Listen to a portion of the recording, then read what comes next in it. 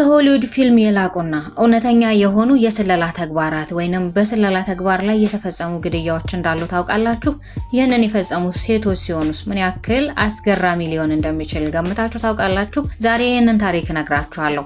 ውድ የሽርሽር ኢትዮጵያ ቤተሰቦች አብራችሁኝ ዝለቁ። የስለላ ተግባር በዓለም አቀፍ ደረጃ ለክፉም ለደጉም ሲጠቀሙበት ይታያል።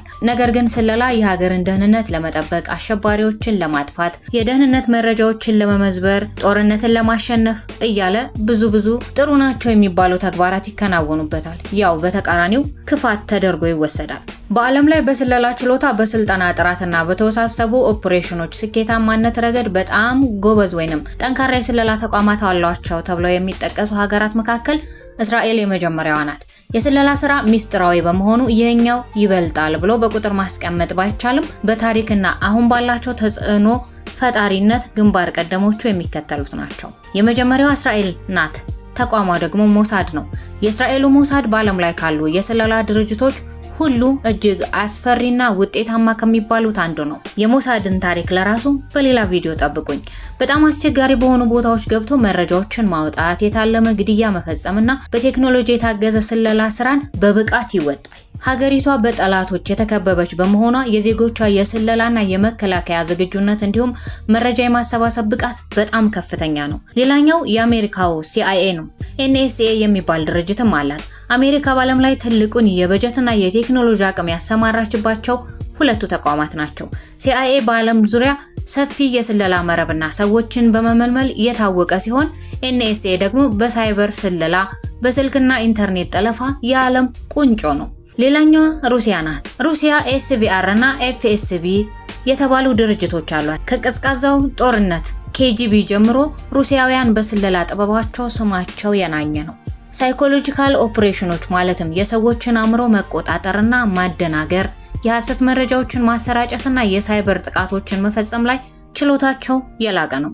ዜጎቻቸው በጣም ታጋሽ፣ በሚስጥር መጠበቅ የተካኑና በማንኛውም አስቸጋሪ ሁኔታ ውስጥ ዘልቀው መግባት የሚችሉ በመሆናቸው በስለላው ዘርፍ ላይ በግንባር ቀደምትነት ከሚታወቁት ተርታ ናቸው። ሌላኛዋ ብሪታንያ ናት። አራተኛዋ፣ አምስተኛዋ ደግሞ ቻይና። የአንድ ሀገር ዜጎች ለስለላ ስራ ያላቸው ብቃት ከሀገሪቱ የጂኦሎጂካዊ ሁኔታ፣ ከባህል ጋር የሚገናኝ ነው። ለአብነትም ትዕግስትና ሚስጥር የመጠበቅ ልማድና ከስልጠና ጥራት ጋር የተያያዘ ነው። ከነዚህ ሁሉ ግን የእስራኤል፣ የሩሲያና የአሜሪካ ዜጎች በስለላው ዓለም ላይ እጅግ አደገኛና ጎበዝ ተብለው በግንባር ቀደምትነት ይጠቀሳሉ። ዛሬ ደግሞ በስለላው ተግባር ውስጥ እንደ ሾተላዩ ሰላይ ወንድ ሰላዮች ብቻ ሳይሆኑ ሴቶች እጅግ ጀግና ሰላዮችም እንዳሉ ልንነግራችሁ ወደናል። በዓለማችን ታሪክ ውስጥ የስለላና የደህንነት ዓለም በወንዶች ብቻ የተሞላ ይመስላል። ነገር ግን ታሪክን የቀየሩ፣ መንግስታትን ያንቀጠቀጡና እንደ አክሽን ፊልም አስገራሚ ገድል የፈጸሙ አደገኛ ሴት የደህንነት ወኪሎች ነበሩ። ጀግና ሰላይና ገዳይ ነጯ አይጥ ወይንም The White Mouse በሚል የቅጽል ስም የምትታወቀው የብሪታንያ ልዩ ኦፕሬሽን ወኪሏ ናንሲ ዌክ ናት። ጊዜው የሁለተኛው የዓለም ጦርነት ነው። ናዚ ጀርመን አውሮፓን በብረት መዳፍ ጨፍልቆ ይገዛል። የሂትለር ጨካኝ የደህንነት ድርጅት የሆነው ጌስታፖ እንቅልፍ ካጣ ሰነባብቷል። ምክንያቱም አንዲት ሴት የጀርመንን ጦር እንደ አሻንጉሊት እየተጫወተችበት ነበር። ጌስታፖ እሷን ለያዘ ወይንም ለገደለ የ5 ሚሊዮን ፍራንክ ሽልማት አዘጋጅቶ ነበር። ይታያችሁ፣ ያኔ በሁለተኛው የዓለም ጦርነት በየመንገዱ ኬላዎችን ዘርግቶ የአረመኔዎችን አደን ጀምሯል። ነገር ግን ናንሲ ዌክ ከጌስታፖ እጅ በተደጋጋሚ እንደ አየር እያመለጠች ስላስቸገረቻቸው ነጯ አይጥ የሚል ስም አወጡላት። ማንም ሊይዛት፣ ማንም ሊያቆማት አልቻለም። የፈረንሳይን ድንበር በሚስጥር እያቋረጠች የጀርመንን የጦር መሳሪያ ማከማቻዎች ታጋያለች። ወታደራዊ የባቡር ሀዲዶችን በቦምብ ታፈነዳለች። ናንሲ በመጀመሪያ ጋዜጠኛ ነበረች። በቪየና ከተማ የናዚዎችን ጭካኔ በአይኗ ካየች በኋላ ግን ብዕሯን አስቀምጣ መሳሪያ ለማንሳት ወሰነች። ወደ ብሪታንያ በማቅናት በወቅቱ እጅግ ምስጢራዊና አደገኛ ወደ ነበረ የብሪታንያ ልዩ ኦፕሬሽን ተቀላቀለች። እዚያም የጦር መሳሪያ አጠቃቀምን፣ በባዶ እጅ ሰውን መግደልንና ፈንጂ ማጥመድን በከፍተኛ የኮማንዶ ደረጃ ሰለጠነች። ስልጠናዋን እንደጨረሰች በአንድ ጥቁር የሌሊት ጨለማ ውስጥ በፈረንሳይ ምድር ላይ በፓራሹት ተወረወረች። መሬት እንደረገጠችም የተሰጣት ተልእኮ የፈረንሳይን የመሬት ውስጥ አማጽያን ወይም ሞኩስ ማደራጀትና ማስታጠቅ ነበር።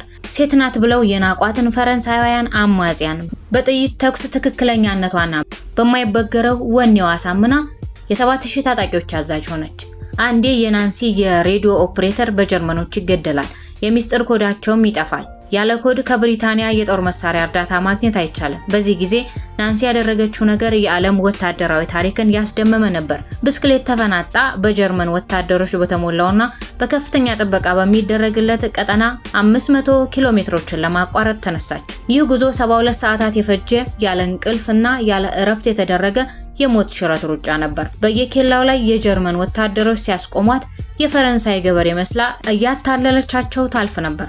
500 ኪሎ ሜትሩን አቋርጣ የምስጢር ኮዱን አድርሳ ስትመለስ ከድካሙ የተነሳ ማልቀስ ብቻ ነበር የቻለችው። ነገር ግን ተልእኮዋን በድል አጠናቃ ጦሯን ከሞት ታደገች። ናንሲ ዌክ የስለላ ወኪል ብቻ ሳትሆን ፊት ለፊት ተፋልማ የምትገድል አደገኛ ተዋጊ ነበረች። የጀርመን ጦር ሰፈርን ለማጥቃት ባቀደችበት በአንደኛው ዘመቻ በጠላት ግንብ ውስጥ በድብቅ ሰርጋ ገባች። በዚህ ጊዜ ጠባቂ የነበረው የኤስኤስ ወታደር ድምጽ እንዳያሰማና ጓደኞቹን እንዳይጠራ በጸጥታ ማስወገድ ነበረባት። በዚህ ቅጽበት የአክሽን ፊልሙ ወደ ጣሪያው ይወጣል። ናንሲ ከጀርመናዊው ወታደር ጀርባ እንደ ድመት በጸጥታ ተጠጋችው። ምንም አይነት የጦር መሳሪያ ሳትጠቀም በኤስኦኢ ስልጠናዋ በተማረችው የጁዶ ቾፕ ልዩ ምት በባዶ እጇ አንገቱን ብላ የጀርመኑን ወታደር ወዲያውኑ ገደለችው። ጠባቂውን ካስወገደች በኋላ ለተከታዮቿ የጥቃት ምልክት ሰጠች። የፈረንሳይ አማጽያን እንደ ቋጥኝ ናዳ በጀርመን ካምፕ ላይ ተንደረደሩ።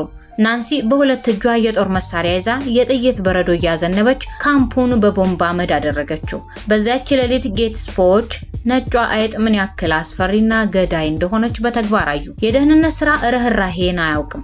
አንዴ በጦሯ ውስጥ የጀርመን ሰላይ ሰርጎ መግባቱን ደረሰችበት። ሌሎች አማጽያን ሰላዩን ለመግደል ሲያመነቱ ናንሲ አንዳችም ርህራሄ ሳታሳይ ሽጉጧን አውጥታ ራሷ ግንባሩ ላይ ብላ ገደለችው። ለሀገሬና ለቡድኔ ደህንነት ክህደት የፈጸመን ሰው ለመግደል አንዲትም ሰከንድ አላስብም በማለት ጠንካራ የውሳኔ ሰው መሆኗን አስመሰከረች።